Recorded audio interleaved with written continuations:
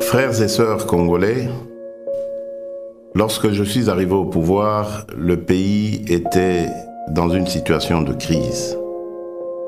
À la suite d'une longue période d'instabilité politique et d'incertitude, l'élection présidentielle qui a consacré notre victoire, votre victoire, continue de susciter beaucoup d'espoir partout dans notre pays et même au-delà de nos frontières. Le jour de mon investiture, je vous ai bien entendu me rappeler « Félix, Papa Lobaki, le peuple d'abord ». Les défis de notre pays sont immenses. Les problèmes sont multiples, mais il n'est pas impossible d'y remédier et de commencer ainsi à changer les choses, à changer notre mode de vie en société. Pour engager le changement, dans le contexte politique particulier de la période après l'investiture, nous avons commencé à travailler avec les moyens à notre disposition. Pourquoi ? Parce que face au désir ardent de changement immédiat qui traverse tout le pays, nous avions décidé de ne pas croiser les bras en spectateurs passifs. Pourquoi ? Parce que quand on veut changer les choses, on n'attend pas de réunir toutes les meilleures conditions. Nous avons lancé le programme des 100 jours. Ce programme ne va sûrement pas résoudre tous nos problèmes en quelques mois, mais il est un début de solution.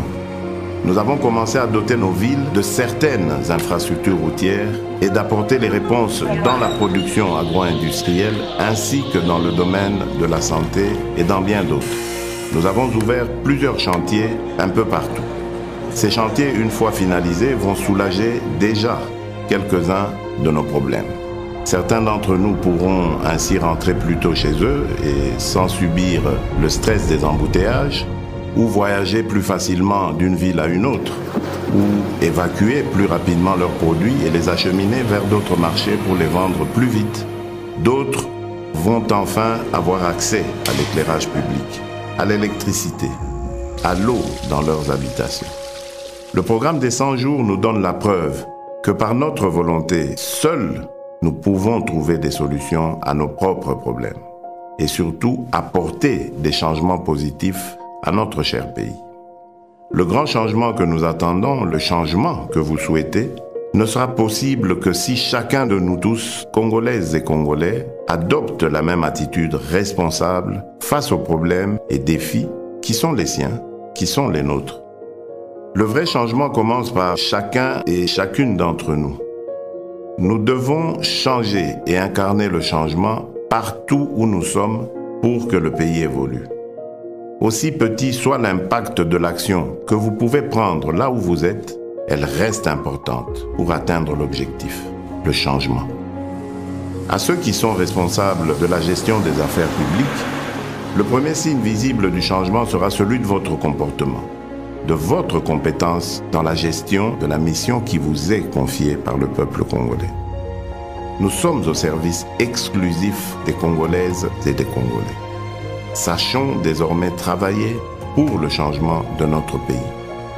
Mes chers compatriotes, chers frères et sœurs, je rêve d'un Congo meilleur. Nous avons le devoir de construire un Congo meilleur où tous les enfants, filles et garçons, ont droit à l'éducation, à la santé. Un Congo où aucun enfant ne dort dans la rue ni ne meurt de faim. Un Congo où toute personne orpheline, veuve, vulnérable ou vivant avec handicap est accompagné par les institutions de l'État. Un Congo débarrassé de la haine et du tribalisme. Un Congo où nos femmes ne sont plus violées tous les jours. Un Congo où il n'y a plus de guerre. Un Congo où il n'y a pas une province contre une autre province. Un Congo où il n'y a pas ceux de là-bas et ceux d'ici. Un Congo où il n'y a pas ceux d'une église contre ceux d'une autre église. Un Congo où il n'y a pas un camp politique contre un autre camp politique. Je veux un Congo où il n'y a qu'un seul camp, le camp des Congolais unis et fiers de notre riche diversité. Un Congo de changement des mentalités.